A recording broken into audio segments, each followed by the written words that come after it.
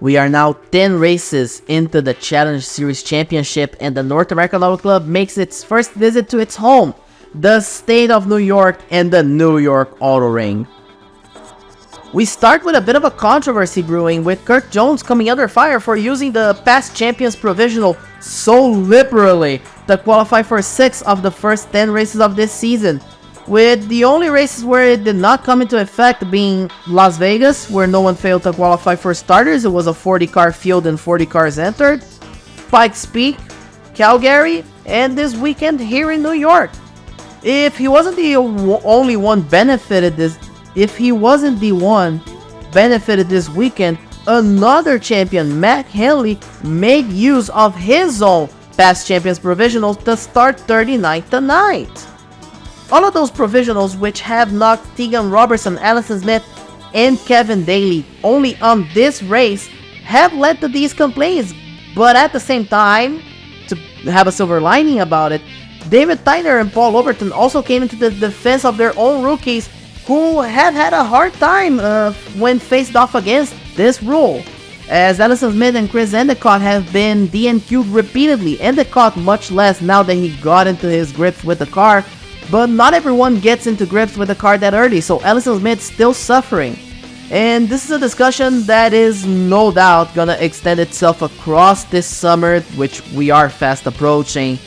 And this is the opening salvo of a war that I'm afraid might be brewing. And at one point, the North American Auto Club will have to position themselves into this issue, especially if it grows into a hot button problem.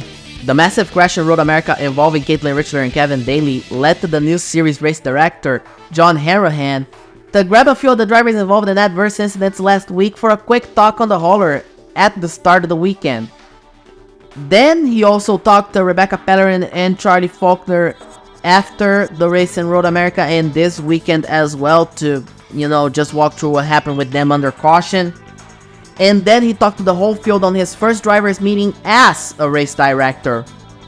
He went on about how the drivers need to stay mindful to avoid such incidents and how road courses can lead to miscalculations, which is the meat of the issue, which is why Richler and Daly got together according to both of them. But we'll see how well the drivers take that advice and this talking to. If they don't, the series is not exactly adverse to throwing the hammer in incidents it deems overly dangerous or reckless. But talking about this weekend, taking the pole position is Lucy Barton. This is her third pole position of the year, making her the leader in that statistic line, with Charlie Faulkner taking a second place start for the 5th time this year. The two younger Ashcrofts that have been called up for their first Challenge Series races, Catherine and Daxton Ashcroft, score great qualifying efforts over their full-time teammates.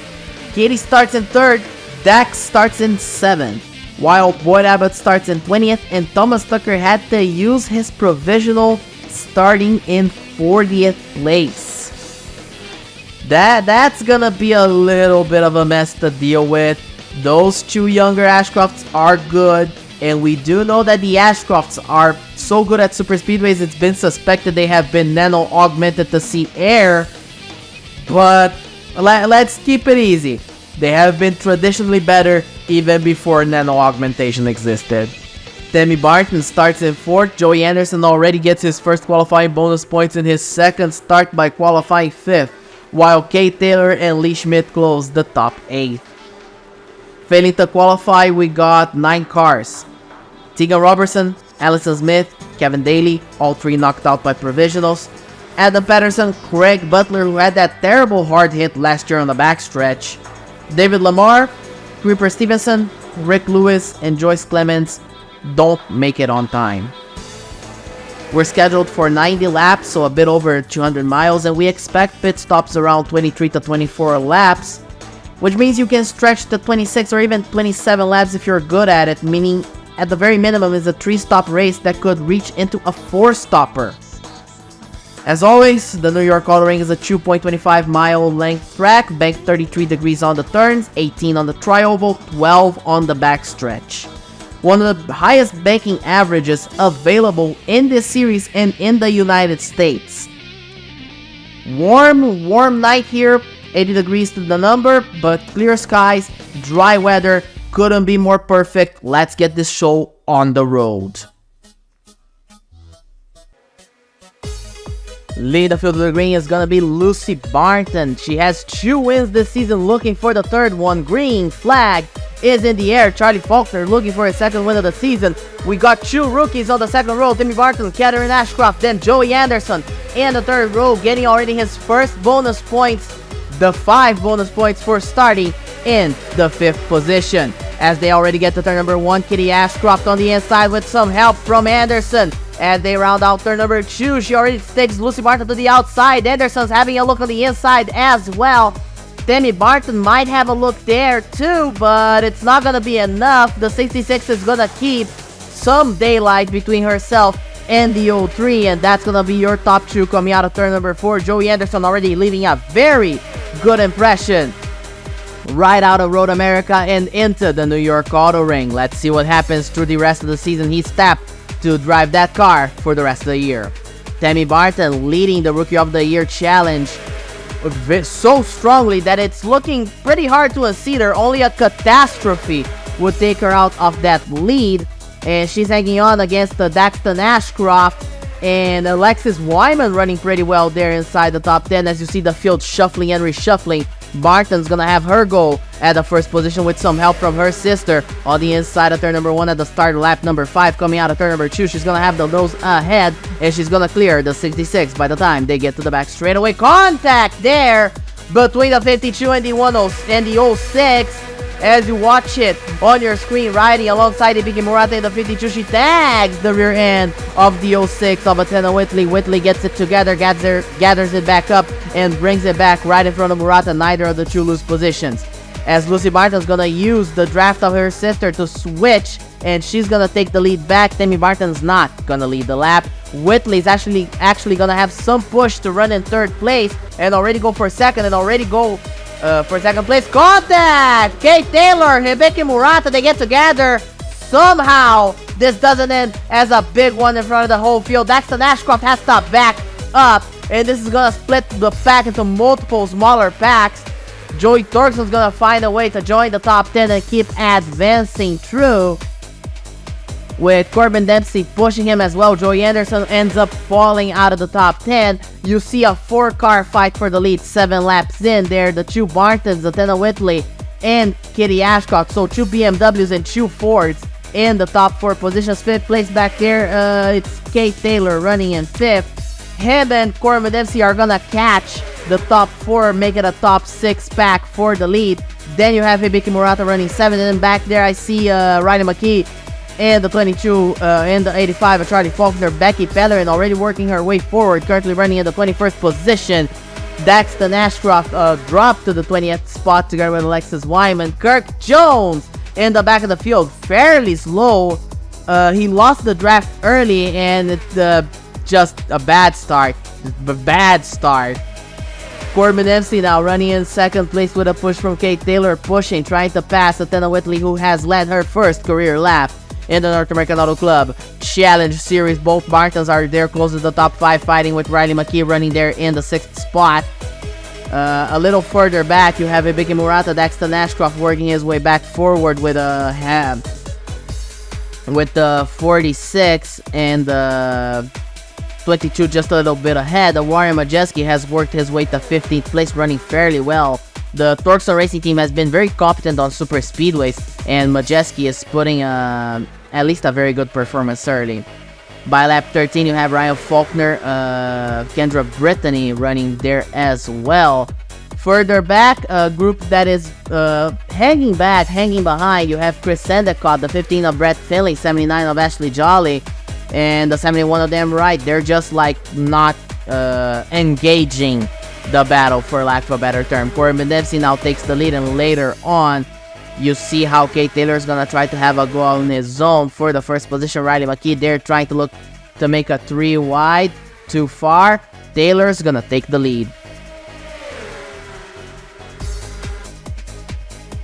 The 22 of McKee now has a push from Lucy Barton, almost gets loose on the tri-oval. opening lap 15, but he's getting things sorted out. He's having a very solid run. Kirk Jones continues to run in the back. As you see, lap 18 is about to be lapped by the new leader, Joey Thorkson. We are not showing every single lead change because of the nature of these super speedway cars. They shuffle a lot, packs stop being packs, and they keep changing positions so much that it would just defeat the purpose to show every single lead change. As we are approaching lap 20 of the 90 we have scheduled for you tonight, Lee Schmidt running in second. He's gonna make a move on the inside of the number 0. Athena Whitley still running there in the top 5. Kitty Ashcroft teetering between 5th and 6th, working her way forward again. As you see, the pack splits, then it gets joined together, then it splits again. By lap number 23, Lucy Barton, Hibiki Murata, and Boyd Abbott are the first takers off the pit cycle. Ronnie Samples right behind there, also pitting on lap number 23. That's going to be the first pit stop of the race, which means we should have a 3-stop race on laps 23, 46, and 69, something around that, 69, 70. So pitting on lap 23 is close enough, but if the race goes green all the way, then it's not going to be close enough at all. As you see, this big pack, a big gaggle of cars pitting, led by Warren Majeski. Just about everyone except a couple of drivers pit on lap number 24, coming into lap number 25. And you see there how Ryan Faulkner, Lee Schmidt, Riley McKee, Tammy Martin, and Athena Whitley did not pit on this opportunity. Coming to lap number 26, you see Caitlin Urchler joining them in the pits. So the 89, the 22, the 97, the 06, and the 2 come in. Megan McDonald and Lee Schmidt decide to stay out. As you see Lucy Barton and Hibiki Murata merging back. As they open lap number 26, we were betting that lap 25 would be the latest they would run, but McDonald and Schmidt are trying an alternate strategy. McDonald dropping behind, slowing down, and I think she ran out of fuel. Megan McDonald tried to do a coup, and the coup has failed miserably, and she runs out of fuel on turn number 3. That's gonna be an immense loss of time for the driver of the 34. Both Ernest Lewis cars were doing the same strategy, and it has blown up in the face of one of them, as Lee Schmidt, rounding out turn 4, goes into the pits, and he's gonna be able to make that strategy work.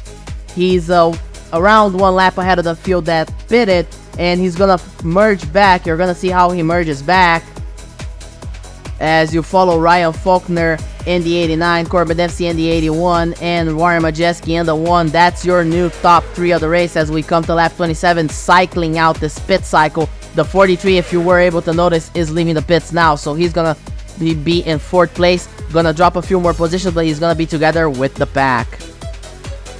As you follow the 43 merging back, the second pack is with the 06 and 25 leading it. He merges back, and oh, a little bump there by Lucy Barton. Could have ended much worse than it did. As you see, Caitlin Richter goes through. Lucy Barton took the foot off. She's running side by side with Marcy Crawford.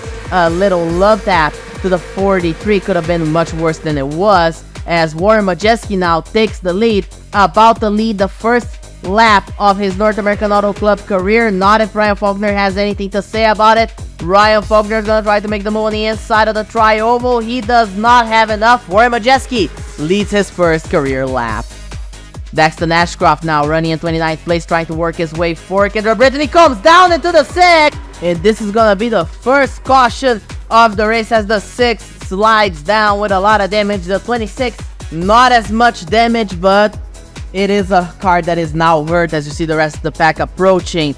So now everybody's together, everybody pits, and as such, essentially, we go back to status quo antebellum. No, nothing changes. We're back to where we started. The whole field together. Double file restart. We're just gonna re-rack him and try again. And as you see, it's the 89 and the 1 in the top 2, just like they came into the pits, and the green flag's out on lap number 34 of 90. And we are past a third of the way through by quite a bit. Let's see how the field racks itself out and how they sort out the situation. As you see, Caitlin Richler restarted in 6th. Marcy Crawford restarted in 8th place. Katherine Ashcroft still running solidly inside the top 5. Joey Torkson as well. Now both Torkson racing cars are inside the top 10. Solid lead, despite you see there the one dropping back quite a bit. As you watch Thomas Tucker in the number 9, he started deep back into the field due to the provisional. He failed to qualify on time, but that provisional he secured early in the year was just enough to make it happen. Colin Kaiser is the driver now that is in the number 30 car for Zach Tech. He's currently running in the 24th position. Joey Anderson right ahead of him, running in 19th. Doing what he can with what he's gotten in the number 30 in the Great Lakes Pontiac. As then right there in the back of the field, the back of the pack has Daxton Ashcroft, the 26 of Kendra Brittany, both cars that were involved on the crash. But by lap number 39, the number 6 has lost the pack completely, and he is so slow he's gonna be disqualified for failing to meet minimum speed. As the field's running at 190, he's running at 175 at the peak. As you watch Joey Torkson in the lead battle with Thomas Tucker, both Bartons up there, Ryan Faulkner up there, Kay Taylor also up there. Marcy Crawford currently running in 7th place, leading the second pack as they try to catch together with Corbin Dempsey, the lead of the field as we're 40 laps in. Becky Pellerin also working her way forward. She's now up to 9th, chasing down the 46 of Marcy Crawford. They are now one big pack fighting for the lead as they come on the inside of the 98 of Lucy Martin. That's another position gained by Pellerin. She's now in the 8th spot, trying to move the 46 out of the way to take 8th as well.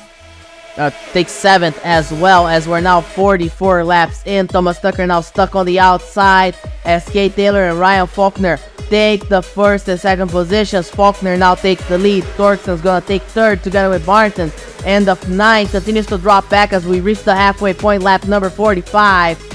As you have Catherine Ashcroft and Kate Lertzler in the 3 wide. They're getting together there. There's contact between the 2 and the 66 and the 9. The 30 is involved, the 46, and that's in front of the field. The track is blocked, big crash. The 15 now goes upside down and the transfer of the banking. The 7 flips, the 16 and the 9 all flip. A large hit on lap number 45. The 9, the 27, the 7, the 66 and the 2 got together. The 7 innocent bystander. Red flag is out. The track got blocked, and that's one camera knocked out.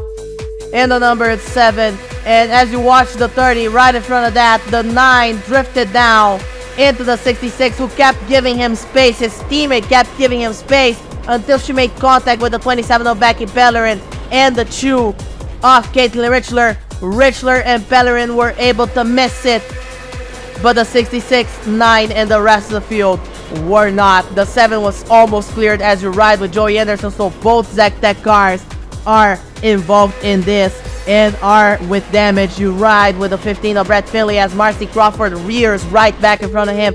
That's another car with a lot of damage. He gets on his side, and that's the camera that is gone as well. And as you watch them come back to the line, you have contact between Joey Torkson, Lucy Martin, Tammy Martin, and then Warren Majeski. So Nelson Racing and Torkson Racing just wiped each other out. All 4 cars with quite a bit of damage coming back to the yellow as you watch the replay of this crash. The 9 and the 66 got together. That means 3 of the 4 Ashcroft Family Racing cars have been involved in crashes today. All 3 with a lot of damage. You see how the 15 got into its side. Matt Haley, Vernon Hargrove, the 2 S2 Motorsports cars involved, the 2 full-time S2 Motorsports cars involved. The 7 and the 16 end up upside down. The 9 upside down. The 06 marginally almost involved as well. The 99 is the only Ashcroft car to miss a crash today. Ryan Faulkner comes into the pits leading the whole field. Again, no incentive to staying out for most of the pack. I think only you see there, I think it's only Kristen Young that stays out, and it's honestly only a strategy call, but there's no benefit or lack thereof to not pitting. As you see, the 0 of Joey Torkson has been sent to the back of the field due to that caution, due to that contact with the 98 coming back to the start finish line. As you see the whole field going past him. We're gonna get a restart at lap number 51. So 40 laps remain here in Albany. Riley McKee has a very good start, gets the nose ahead of Ryan Faulkner, but Faulkner has the preferred line, which is the inside. Not a whole lot of cars were tired from this, but a lot of cars are very hurt. A lot of cars are damaged. A lot of cars are out of contention, unless we get more big ones that start whittling the field of able cars. As you see there, the back of the field, the 18 and the 28, both were involved in the crash. Both are still running. Bobby Savage is still running, but woefully slow so far. We're gonna have to see if he's gonna meet minimum speed. As Luke Pellerin now takes the lead. Corbin Dempsey right there. Charlie Faulkner right there. And Becky Pellerin right there as well. That's your top 5 with Ryan Faulkner. And something wacky is going on. We got a bit of a wacky strategy there. Ashley Richardson, Mega McDonald, there's contact there. Kendra Brittany and Ashley Jolly got together in the entrance of the pits. I think that was then right, but let's see. These people are pitting on the first lap after the restart because they're betting that the race is gonna stay green for the rest of the way. And as you see, indeed it was then right, failing to brake enough on time. But their bet is everybody's gonna have to pit again. If we pit now, we will only have to pit with around 15 to go. Everyone else has to pit with 25 to go. Bobby Savage has been indeed disqualified for failure to meet the minimum speed. He's running at 162. That's even slower than what Daxton Ashcroft was running when he got penalized.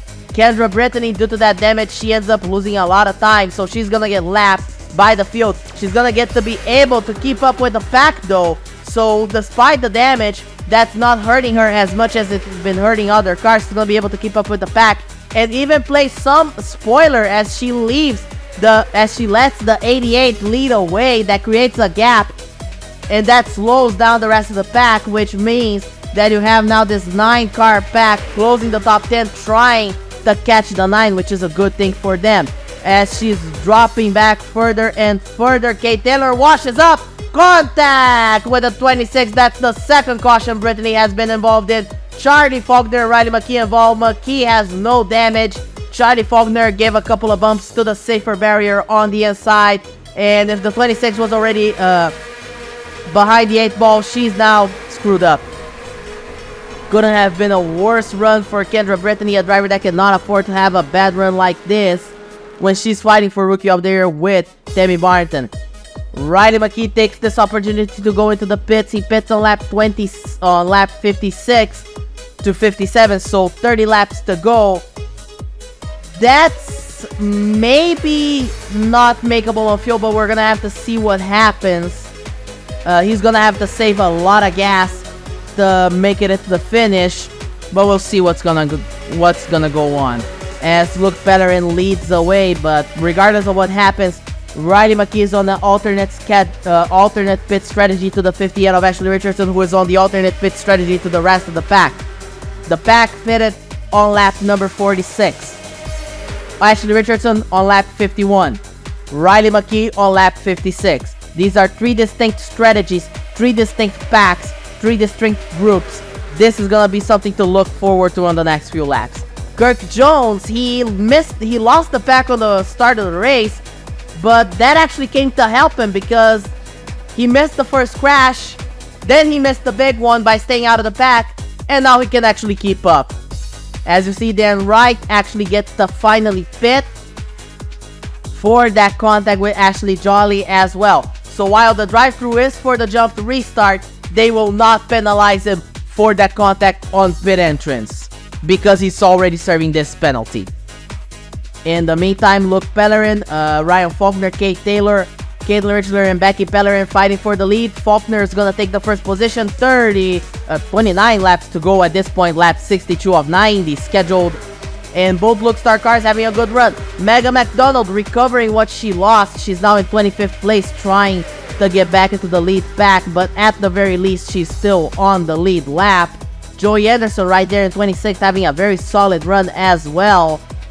Despite the damage he got on that crash, that hasn't made him as hurt as he could have been. Same with Lucy Barton as well. Tammy Barton too, hanging on the top 10, fighting with Catherine Ashcroft for the 9th position. Alexis Wyman joining that battle, carrying the flag for S2 Motorsports at this point.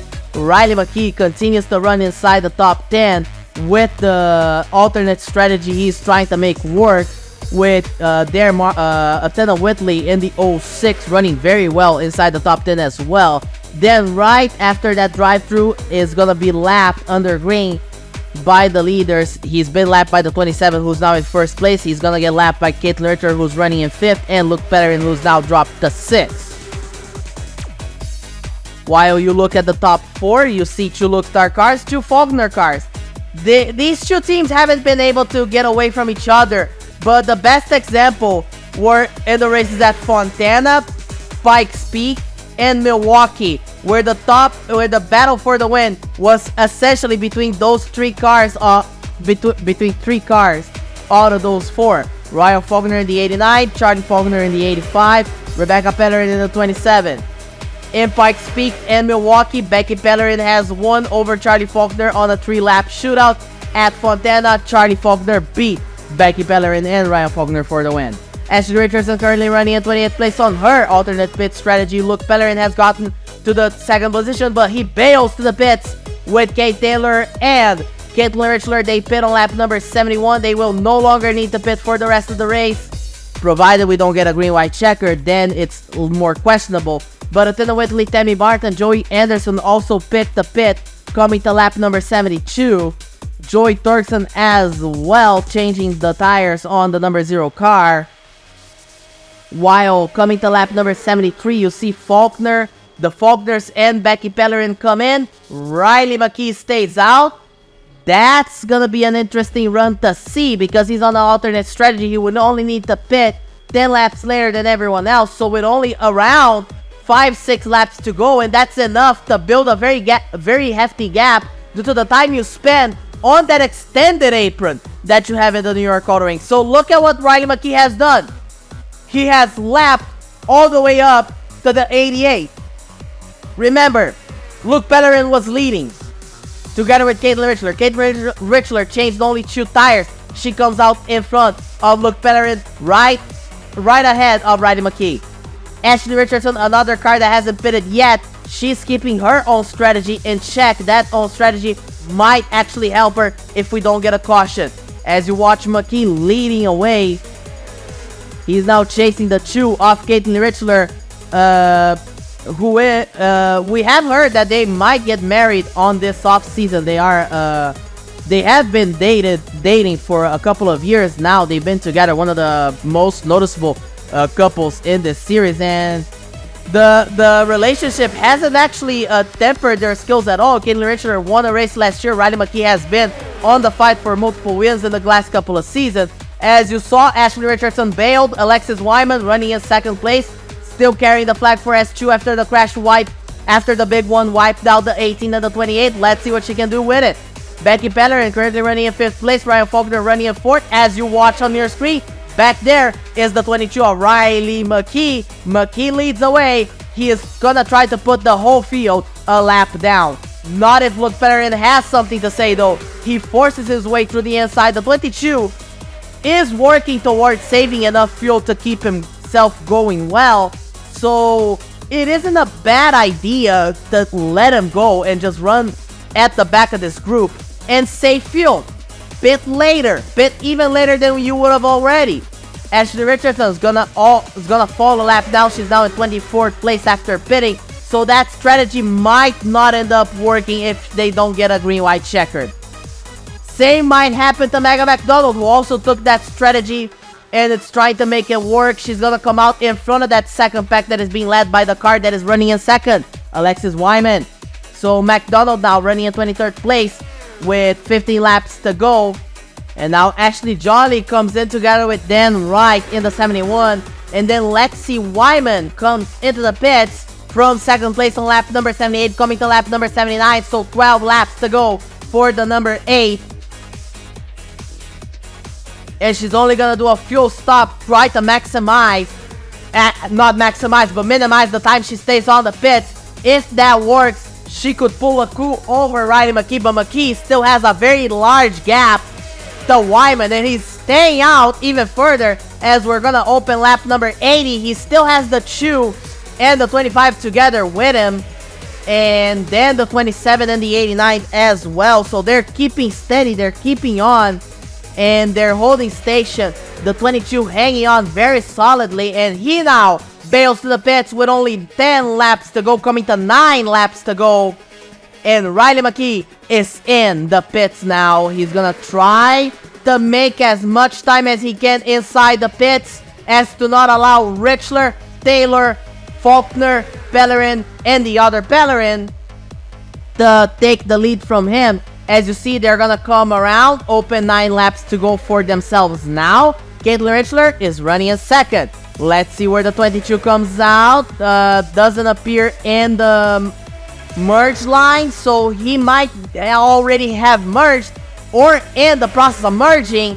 And coming out of the pits, he's not there. He's way ahead, and Riley McKee might have just done a fantastic coup. Just may have done the heist of the decade by staying out pitting right after spinning. And sometimes they say that there's ills that come for goods, and if you look at that gap, yeah, that's pretty good. 8 laps to go. Richler running in second, so HQS Racing might end up pulling off a spectacular one-shoe finish on a track that we were not expecting at all. They're not a, let's say, a first-run super speedway team. They're more of a short track crew, but they're hanging on very well. Riley McKee now finally gonna get caught by the number 88 and the 9 just because of the fact they are in a pack. So Luke Bellerin is gonna try to make something happen there on the inside, but McKee's on the battle. The fact that he's on the battle is already speaking volumes to the type of heist HQS Racing is pulling. So if he's in the fight, remember, he was involved in a caution. The rest of the top 6 was not. You have the 3 Luke Star cars there, the 2 HQS cars there, and 1 Faulkner car. Charlie Faulkner is in the second pack. He's way away behind. As you watch the one of Ryan Majeski and the 98 of Lucy Martin about to be lapped. This time, not actually, the damage actually did not figure into this. The damage that they got on that crash under caution. What actually figured into this is the fact that they just did not make a good choice in pit strategy, and they ended up losing the draft. And that's why they are so slow, and that's why they are so far back. Ryan Faulkner is going to end up cycling into the lead, using the 1 and the 98 as picks to open a gap between him and Luke Bellerin. Kate Taylor is going to bail to the inside, trying to help the 27, the 22, and the 2. As you look at the second pack being led by Corbin Dempsey, then you see Athena Whitley, Ashley Richardson, Lee Schmidt, and Charlie Faulkner. So indeed, Ashley Richardson was able to at least be in that vicinity of a pack. The issue is that she's just not on the lead lap. So her attempt to make that strategy work has failed so far. The 89, the 27 continue to fight for the first position with only 3 laps to go. Caitlin Richler and Riley McKee trying to attach themselves together to do a 2-car tandem like the 89 and the 27 are doing. This is a strategy that seems to work extremely well here in the New York Autoring, at least for a few moments until your water temperature starts to shoot up. But on other super speedways, it seems like it's almost impossible to tandem, especially in Talladega. In Talladega, we do not see tandeming at all. We don't know if we're going to see it this season. But 2 laps to go. 89-27 continue to lead. Caitlin Richler trying to have a look on the inside. She's going to give up on that. She's going to keep drafting. Try to set up something maybe in turn 3 or 4, maybe on the final lap. Becky Bellerin trying to hang the 89 to dry as well. But Faulkner hanging on, holding station, being strong. There goes Richler on the inside. Is McKee gonna follow her? He's waiting. And there's a crash right in front of them. 4 cars involved. Hargrove, then right, the 32 of Kirk Jones, Joey Anderson there. Big crash. Let's see what happened there, because this is gonna bring a green-white checkered.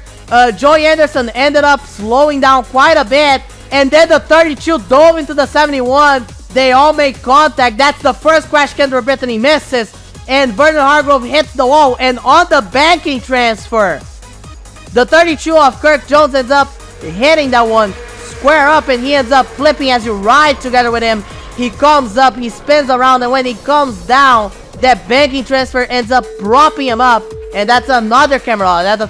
That's fourth, fifth camera loss. Vernon Hargrove, he was committed to the inside, and that's when the 03 slid right in front of him. A shame for all four of these drivers, but this will force a green-white checkered, and now the guys that pitted first may not have enough fuel. So Becky Pellerin, Kate Lurcher, and Kate Taylor end up choosing to pit. The rest decides to stay out. Riley McKee is good. Rebecca Pellerin is good. Kate Taylor is good. Caitlin Richler is good. Alexis Wyman is good. Everyone else has to save. And the green flag is out. Green, white, checkered. We go for 2 more laps here in the New York Autoring. And Ryan Faulkner already has a very good start over Riley McKee. He's gonna win or he's gonna run out of fuel trying. The 88 slow on the start. Slow on the start. He may have ran out of fuel. Or he's trying to save as much as he can, as Riley McKee already on the inside, diving under the 89, and the 85 drafting with him. The 88 continues to drop behind. The 88 drops to the apron. Luke Pellerin has no more fuel, while Riley McKee now takes the lead. There's a lot of things happening right now. Multiple cars out of fuel. Lee Schmidt out of fuel as well. In the back, Joey Torkson out of fuel as well, as they are coming to the white flag.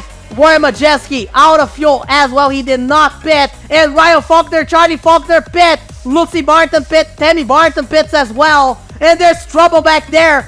Kristen Young tagged the 66 of Catherine Ashcroft. She's getting it back together to pit as well. Also ran out of fuel. And that's a lot of stuff going on. Riley McKee continues to lead, and he has a gargantuan gap to the second place car that I believe is Corbin Dempsey. Tanner Whitley now has stolen third place, and Becky Pellerin, after pitting, has already jumped all the way to fourth. Boyd Abbott is also out of fuel, so a disaster class by Ashcroft Family Racing in what is their home turf. All 4 cars wiped out by different problems.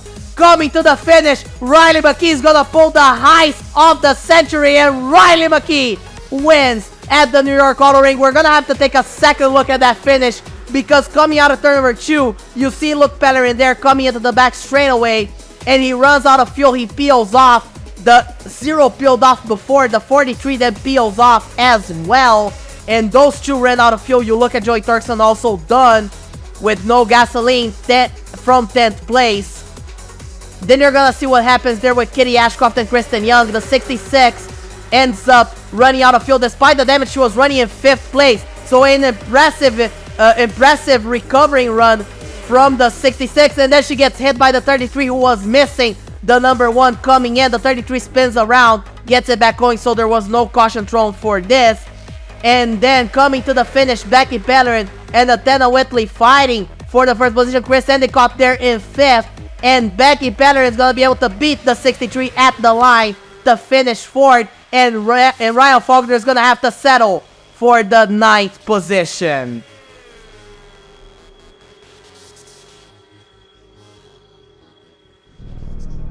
I don't think anyone was anticipating such a good performance from Riley McKee, much less a win, but just about everything went right for him, including on the green-white checkered, meaning he beats Corbin Dempsey to the punch, while Athena Whitley gets an important 3rd place for her rookie challenge purposes, though Tammy Barton's still up there in 7th place, so this is not gonna change any positions at the top, don't worry.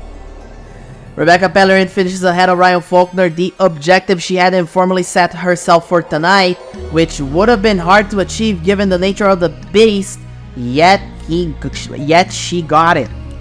Hibiki Murata finally back on the top 5 finish. She hadn't had a finish up there since last year. Kate Taylor, Ryan Faulkner 8th and 9th, Alexis Wyman great 10th place, carrying the flag this weekend for the 8th crew.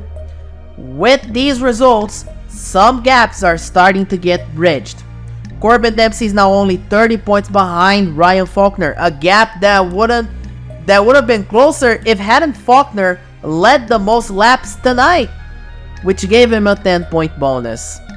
Charlie Faulkner doesn't lose a lot of ground despite finishing behind Ryan, with the younger Pellerin getting 4th place, putting her within 100 points off Ryan Faulkner, while Luke Pellerin ends up losing quite some markers by finishing 13th a lap down. But now Luke and Rebecca are tied for the position. The other two siblings in the top 10 are Lucy and Tammy Barton, who are a bit away from Faulkner while retaining extremely good form. But they're gonna need some hustle and a couple of lucky breaks to gain more ground. Lee Schmidt keeping consistent lower top 10, just as Thomas Tucker, who probably would have preferred to drop less in the standings if things had gone his way, while Riley McKee, becoming the 7th different winner this season, joins the top 10, making it out 6 out of 7 race winners in the championship top 10. Only Peter Johnson is out of contention, currently in 18th. In the Rookie Challenge, Whitley's 3rd place is just about enough to vault her into 5th place, especially because Ethan Collins failed to qualify, which dropped his average to an even lower marker than Chris Endicott. Warren Majeski now is only 1/10 of a position ahead of Kendra Brittany, while Tammy Barton, alongside becoming a title contender informally, has gained enough ground to be nearly entering the 10s in her average finish. She now has an 11.3.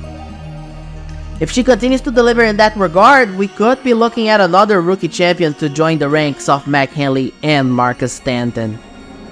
The battle for the last provisional continues, that spectacular entanglement we've seen so far, with the 52 detaching enough from it by getting 20th place, 91 points safe, but not safe enough. A downturn would risk Hibiki Murata's qualifying chances badly.